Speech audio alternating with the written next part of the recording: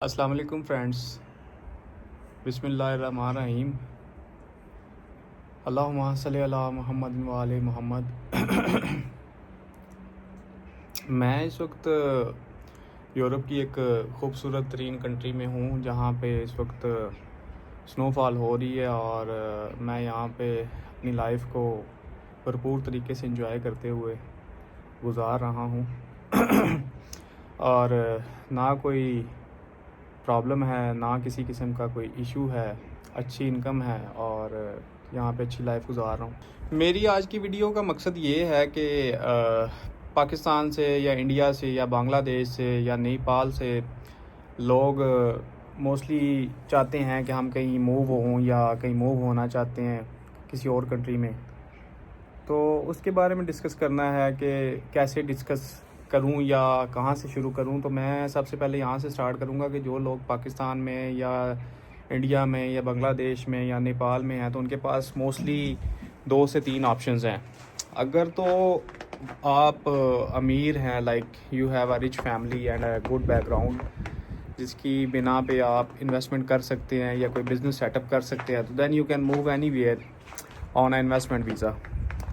Option 2 की अगर बात की जाए तो वो ऑप्शन 2 होता है वर्क वीज़ा। वर्क वीज़ा में आपको कोई ना कोई स्पॉन्सर चाहिए होता है। अगर आपके पास स्पॉन्सर है तो then you have everything, otherwise आपको वीज़ा नहीं मिल सकता और you are not eligible for that. फिर उसके बाद अगर बात की जाए थर्ड ऑप्शन, तो थर्ड ऑप्शन जो है वो विज़िट वीज़ा है। विज़िट वीज़ा के लिए आपको बल्कि हर एम्बेसी को ये शो करना पड़ता है कि आपकी होम टाइज़ बहुत मजबूत हैं, लाइक आपकी जो आपकी होम कंट्री के साथ टाइज़ हैं वो बहुत मजबूत हैं। वाया या होम टाइज़ में क्या क्या चीज़ें फॉल करती हैं? होम टाइज़ में सबसे पहले तो फैमिली आपकी फॉल करती है। सेकंड ऑप्शन यानी कि आप शादीशुदा हैं या गैर शादीशुदा हैं, ये फैमिली कहलाती है। उसके बाद आपके बच्चे हैं या नहीं हैं, उसके बाद आप जॉब कर रहे हैं या बिज़नेस कर रहे हैं, उसके बाद आपको देखा जाता है कि आपकी बैंक स्टेटमेंट कैसी है। अगर आप बिज़नेस पर्सन हैं तो आपकी डिफरेंट डॉक्यूमेंटेशन चाहिए होगी, बैंक स्टेटमेंट ज़्यादा अच्छी होनी चाहिए और बैंक बैलेंस भी अच्छा होना चाहिए। तो बहुत सी चीज़ें शामिल हैं इसमें। विज़िट वीज़ा हासिल करना कोई मामूली बात नहीं है। It's a tough job to do. और अगर आप कहते हैं कि विज़िट वीज़ा हासिल करना बहुत आसान है और आप इसको हासिल कर सकते हैं, तो आप कुछ जगहों पे ठीक हैं, लेकिन मोस्टली जो जगह हैं वहाँ पे।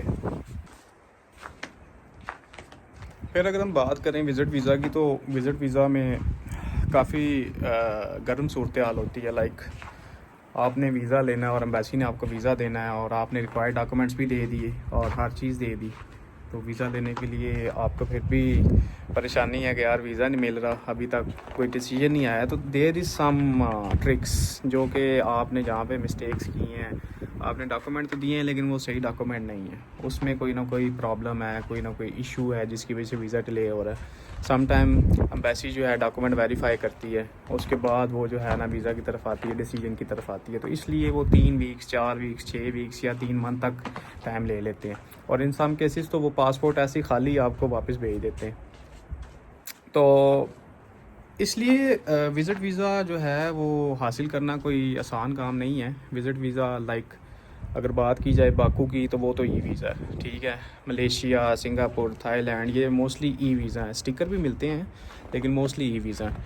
कीनिया, उसके बाद डिफरेंट और कंट्रीज़ आप कंसीडर कर लें। तो सबसे बेटर ये ऑप्शन है कि अगर आप विज़िट वीज़ा पे काम करना चाहते हैं तो उसके लिए आपको रिक्वायरमेंट ये है कि आपने डिफरेंट कंट्रीज़ को विज़िट करना है, पहले अपना एक्सपीरियंस करना है, दैन आप उसके बाद थोड़े से एलिजिबल हो जाएंगे वीज़ा फ़ाइल करने में, तो दैन आप वीज़ा फ़ाइल करें और ट्रैवल करें। तो और विज़िट वीज़ा जो है इसके बारे में यही है कि अगर आप छोटी कंट्रीज़ ट्रैवल कर चुके हैं तो दैन आप बड़ी की तरफ मूव करें। और अगर आप चाहते हैं डायरेक्ट मैं ऑस्ट्रेलिया या न्यूजीलैंड या कनाडा या डेनमार्क या नॉर्वे या यूके या शेंजन में किसी कंट्री में ट्रैवल कर लूँ, स्विट्ज़रलैंड में, इटली में, फ़्रांस में, तो दैट इज़ नॉट अ वे। और वो सबसे पहले आपसे यही सवाल करेंगे, अगर आप टूरिस्ट हैं तो आप हमारी कंट्री में सबसे पहले क्यों नहीं आना चाहते हैं? आप दुबई नहीं गए, मलेशिया नहीं गए, थाईलैंड नहीं गए, कंबोडिया नहीं गए, और फिलीपींस नहीं गए, उसके बाद मालदीव्स नहीं गए, श्रीलंका नहीं गए, जो कि आपको वीज़ा फ्री एक्सेस भी बहुत सी कंट्री हैं इसमें, और वहाँ पे आप जा भी सकते हैं। तो अगर आपके इतना पैसा है, इतनी आपकी अच्छी इनकम है, तो you should visit that places. तो आपको सबसे पहले ट्रैवल हिस्ट्री बनानी पड़ती है, दैन उसके बाद दूसरी ऑप्शन निकलती है।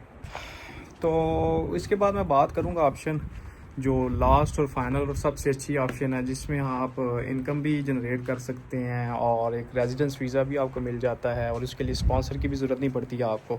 वो है जी स्टूडेंट वीज़ा, स्टडी वीज़ा, जिसको हम मोस्टली जो है समझते हैं कि ये एक अच्छा वीज़ा नहीं है। लाइक हम समझते हैं कि यार इसमें बाउंड हो जाएंगे, इसमें हम काम नहीं कर सकते, इसमें हमें रेजिडेंस के लिए बहुत लंबा टाइम लग जाएगा। तो इसमें बहुत सी यानी कि बंदे की थिंकिंग्स होती हैं, थॉट्स होती हैं, लेकिन मेरे हिसाब से स्टूडेंट वीज़ा एक ऐसा वीज़ा है जिसके थ्रू आपको रेजिडेंस परमिट भी मिल जाता है लीगली वहाँ पे, या उस कंट्री में जाके 4 साल, 2 साल, 6 साल, 8 साल रह सकते हैं, और डिफरेंट किस्म के ऑप्शंस आप अवेल कर सकते हैं। वहाँ पे बिज़नेस कर सकते हैं, वहाँ पे आप काम कर सकते हैं, वहाँ पे सेल्फ एम्प्लॉयमेंट कर सकते हैं, वहाँ पे आप ईच एंड एवरीथिंग कर सकते हैं, जो कि एक वर्क वीज़े वाला बंदा नहीं कर सकता, विज़िट वीज़े वाला बंदा नहीं कर सकता, और इन्वेस्टर वीज़े वाला नहीं कर सकता। मीनवाइल आप स्टडी भी कर रहे होते हैं, मीनवाइल आप काम भी कर रहे होते हैं, तो ये आपके लिए सबसे वेल एंड गुड चांसेस है। लाइक अगर यूके की बात की जाए तो यूके में आप लीगली 20 घंटे अलाउ हैं, वहाँ पे आप काम कर सकते हैं। ऑस्ट्रेलिया के बारे में I am not sure about them. और अगर यूरोप की बात की जाए तो यूरोप में शेंजन की बात की जाए तो मोस्टली जगह पे आप फुल टाइम काम अलाउ, यानी कि 40 आवर्स और more than 40 hours in a week आप काम कर सकते हैं। आप सेल्फ एम्प्लॉयमेंट कर सकते हैं, आप बिज़नेस ओपन कर सकते हैं, आप बिज़नेस को डील कर सकते हैं, आप कहीं भी बाउंड नहीं है। बट इन यूके अगर आपके पास वर्क परमिट है, अगर शेंजन में वर्क परमिट है, तो आप अपने वर्क के अलावा बिज़नेस नहीं कर सकते, आप कहीं भी पेड जॉब नहीं कर सकते, आप कहीं से एक्स्ट्रा इनकम नहीं जनरेट कर सकते। अगर करते हैं तो आपको जवाब देना पड़ेगा, और आपका जो करंट वीज़ा वो कैंसिल होने के चांसेस हैं। तो इसलिए मैं आपको ये बातें बता रहा हूँ जो मेरी इन्फॉर्मेशन में है, और ये वीडियो सिर्फ मैं आप भाइयों के लिए इन्फॉर्मेटिव बना रहा हूँ, ताकि आप लोगों को थोड़ी सी हेल्प आउट कर सकें, और आप लोग समझ सकें कि हाउ द वीज़ा वर्क्स, और ये काम कैसे चलता है। तो डिटेल में हम बात करेंगे डिफरेंट चीज़ों के बारे में, स्टेप बाय स्टेप। मैंने ये सोचा है कि आहिस्ता आहिस्ता मैं इन चीज़ों के बारे में बात करूँगा, और आप लोगों को साथ साथ दिखाता चलूँ कि कैसा खूबसूरत मौसम हो रहा है, और हर चीज़ वाइट होती यहाँ पे। सेंट्रल हीटिंग सिस्टम है, बिजली है, पानी है, हर चीज़ है। तो अच्छी लाइफ गुजारें और सुकून से गुजारें, लोगों के साथ प्यार बांटें, मोहब्बत बांटें, दैट्स इट। और यही एक अच्छे इंसान होने के नाते, एज आ अच्छे मुसलमान होने के नाते हमें करना चाहिए। Thank you so much, bye bye.